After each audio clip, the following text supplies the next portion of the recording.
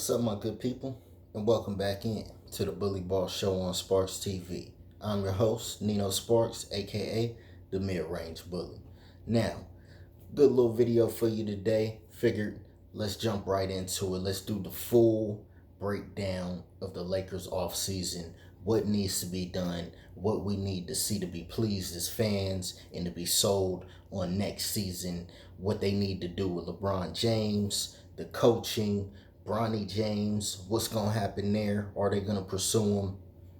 We're going to break it all down like a fraction. But as always, before we get started, if it's your first time tapping in, or maybe you tapped in before, go ahead, tap that like, tap that subscribe, tap that notification bell, stay tapped in. Let's get the shit. Okay, so what I want to start. Let's start with the coaching. Now, Darvin Ham. The writing was on the wall. The writing was on the wall the minute he took the job. Because people were calling for this man to get fired 10 games into the first season of his first season. And it's certain things that you could see right away. You could see that he was inexperienced as a coach, as far as his preparation, as far as the timeouts. You can go back and look to old videos I did of the fucking preseason when I said he needed to figure this out. Let's not jump into the season and have an issue with the timeouts being called and when to call them and how to call them. It just didn't feel right from the jump. And it's a lot of other shit that went wrong, and a lot of which he's being blamed for because he's the coach of the Lakers, and that was just how it was gonna go. The fact that he was bald, if he had hair, he'd have a head full of white hair. But he just didn't do a good enough job. And I don't know what they expected him to do. I guess it's championship or bust with the Lakers. Any other coach in the league, 2 years, your first 2 years, you go conference finals your first year. The next year, you make it back to the playoffs. After up and down season, nobody brings up the fact that you had injuries all throughout the season. You had guys that didn't play up to their contracts. You had issues. It was just bullshit 2 seasons, if we're being completely honest. Especially that first season. That first season seemed like it was 2 seasons in its own. Because you had the first half of the season with the Russell Westbrook fiasco and him asking Russ to come off the bench and how big of a thing that was. And now Russ is loving being a bench player and basically relegated into that 6-man role. He's a 6-man. Basically, he might end up being a starter somewhere else, but he's basically a 6-man now. And he's still a Hall of Famer, and he's still one of my favorite players. But it is what it is. He was pouting coming off the bench for the Lakers. It was different. It felt different, I guess. But you go from that whole issue, it seemed impossible to get off of Russ. They get out of that, they switch, they get basically a whole new roster, and then you're starting from scratch with that, and you get all the way to the conference finals. To get bounced by a team that nobody expected us to beat. Didn't expect us to get swept, but nobody expected us to beat the Nuggets. So then you run it back. You bring those guys back that you had the continuity with. Another up and down season. Now, the part of the blame that we can place on Darvin Ham is the fact that you had your 2 stars relatively healthy all through the year. And the main thing that I think was a huge issue was the motherfucking lineups. Your lineups were all over the place. It's fans like myself that had better lineup schemes than the shit that you was putting out there on the floor. I don't know how Max Christie ended up in the doghouse. I still believe in Max Christie. I think he's going to ball out next season with the right coach. He going to show he owns. We'll see what happens with the roster. If he's on there, I think he will be. But there's certain guys that had no business being in the starting lineup. Taurean Prince, Cam Reddish, no disrespect. You had Reeves coming off the bench. It was just so much bullshit. So that part we can place on them. But the part we can't place on them, and here's where it gets interesting, right? Because I'm a LeBron guy. I've always been a LeBron fan. Excuse me. Now, Kobe's my favorite. But I've always been down with Bron too. And if I'm going to give Bron as much praise as I do, we got to be able to talk about this shit, right? Because here it is in 6 seasons, bro. You're on your 3rd coach, my G. This shit is crazy. That shit is crazy. Your 3rd coach, bro. That means each coach got 2 years with the exception of Luke Walton, who we know you wasn't fucking with off the rip. Luke Walton got 1 season. Barely. Frank Vogel. You get Frank Vogel, go through the COVID year. That was an up and down year. That was 2 seasons in itself. You get Frank, we win the championship. Running back with Frank the next year. You want Russell Westbrook. You go all out to get him. You and Anthony Davis recruit him. You ingratiate him. You take him to your premieres and hanging out with him and shit. And then you done with Russ after the first few games. Y'all treating him like Kyle Kuzma. Seriously. And Frank gets the blame for that. Because he wanted Russ to come off the bench and everybody looked at him crazy. So then Frank's out of there. Now you bring in Ham, a player's coach. He's got a relationship with the players like none other. They respect him. They revere him. He got shot in the head. Come on, man. And that seemed weird off the rip. Didn't seem like you rocked with him off the rip. Tumultuous season. You get to the first round. You get swept. Excuse me, you get to the conference finals, you get swept. You're running back with the same group. And now Ham's out of there. When is enough going to be enough? So, to put it in the form of a question, who should be the Lakers' next head coach? I say, if it's not going to be JJ Redick, I know I heard Stephen A. throwing out Mark Jackson's name. Mark Jackson's not going to be a coach in the NBA no more. They definitely blackballed him. They played him with the Warriors. Letting him build that up, then giving it to the man. Come on. But if it's not going to be JJ Redick, a guy that does have some cachet, and that's the part I do agree with Stephen A. You got to have somebody that's got some cachet.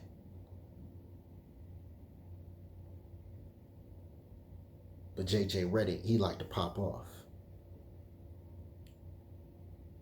He'll be popping back at the media. He can handle himself. But how long until, him and LeBron, they got the podcast, they the brilliant minds of the game. But how long until that's running hot? A coach that ain't got no experience.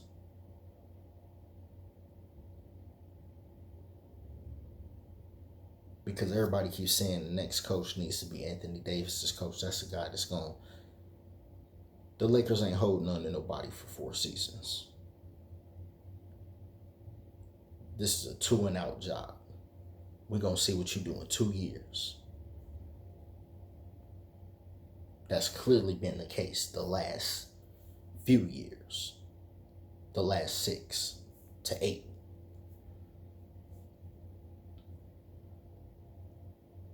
So apparently there is no coach that could coach LeBron. So I got a brilliant fucking idea. Why not be the player's coach? Because clearly you feel like you're smarter than any coach that they can go get.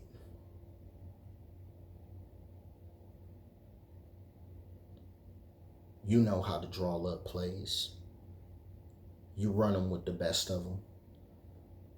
Why not let LeBron be the player's coach? Let's switch how we even view coaching. No disrespect. But maybe it's time for something different than just having these old white dudes on the sideline. And I know some of them are brilliant when it comes to coaching and drawing up plays and schemes and all stuff like that. But we don't, the same way I don't think Mike Budenholzer is the answer for the Phoenix Suns. We don't need, we might as well try something different. Because 3 coaches in 6 years, like, that's crazy. When you got guys like Greg Popovich, who he's in a place of his own. He's won at the highest level. 5-time champion. One of the best. But the Spurs ain't won a championship in over a decade. And they ain't been to the playoffs in like 9 to 10 years.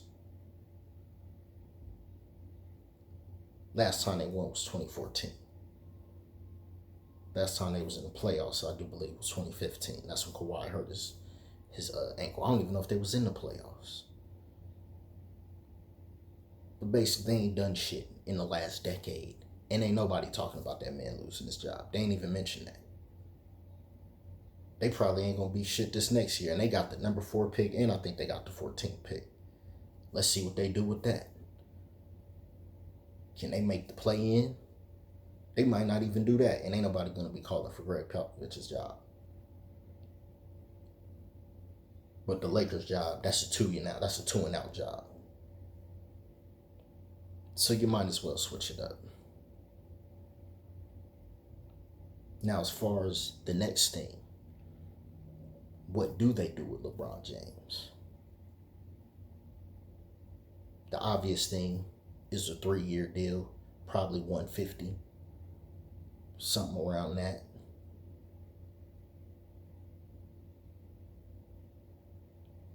But would he be willing to take a little bit less? I don't think so.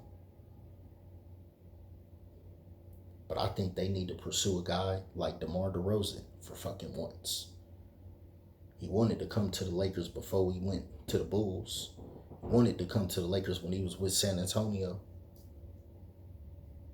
Prior to that, I remember him saying that he'd rather have a legacy with the Raptors than try to come to the Lakers and win. Yeah, whatever. We hear now he clearly wants to come home. That's a guy we could depend on. That's a guy that's going to get his every night, no matter what. That's a guy who plays fucking damn near every game and has been doing that for years. And no one talks about that. That's the kind of player you need. Because even though Anthony Davis played as much as games as he damn near ever played, there's no for sure that he's going to replicate that next season. The hope is that he can. I think he comes back with a vengeance and comes back for that Defensive Player of the Year trophy. Hell, I think he can be in the MVP race if he stays healthy again and is on a better team, because now all of a sudden winning factors into these awards all of a sudden. But DeRozan, that's the top of my list of guys we need to go get. So if we got to make some room, because like I said, I don't see LeBron taking less, and why should he? I wouldn't. But if you're going to do it for anybody, I think that's one guy that can help you get it done. And we would still need one more guy. We need a legitimate point guard. But DeRozan is at the top of my list. Now let's talk about the backcourt that we're clearly going to trade, and we should trade it. No disrespect. I had Austin Reeves in high regard. You can go back and look at my videos. I'm almost embarrassed to say. I called him all kinds of shit, like the number one option. I don't know what I was smoking.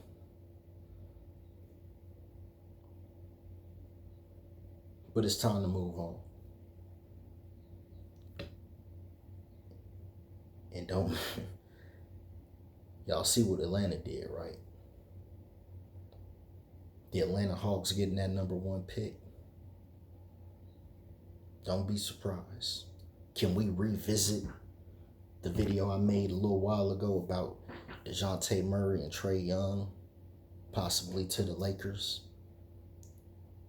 Can we now do that? Now that you have the number one pick, are you more willing to come up off of that? I say Trae Young and DeJounte Murray in exchange for D'Angelo Russell, Austin Reeves, maybe a Rui Hachimura, along with that 17th pick and that 55th pick. Can that get it done? Hell, we'll throw in Gabe Vincent for free. Well, not for free because he got some years on his contract. Please take him. Please. Can that get it done?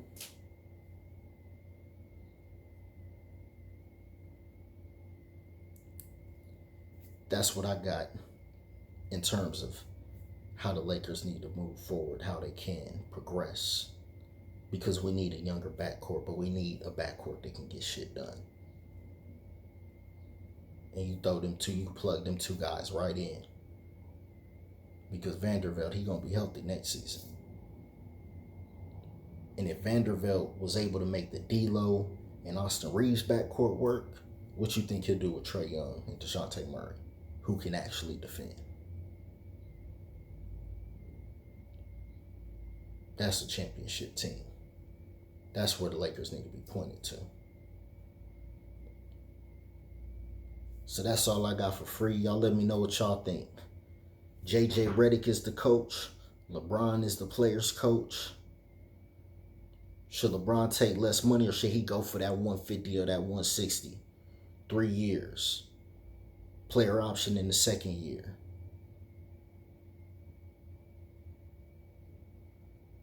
And what should they do in terms of that 55th pick? Because you're hearing a lot of people say, oh, maybe they can use that with LeBron. If you think for any minute that Bronny James is going to be sitting around at 55, you haven't been watching enough basketball. Because there are several teams. Now look at how they're talking about Bronny. They was just waving him off. No, he doesn't look ready. He ain't even scrimmaged yet. They already talking about he looks good. He looked his individual workouts.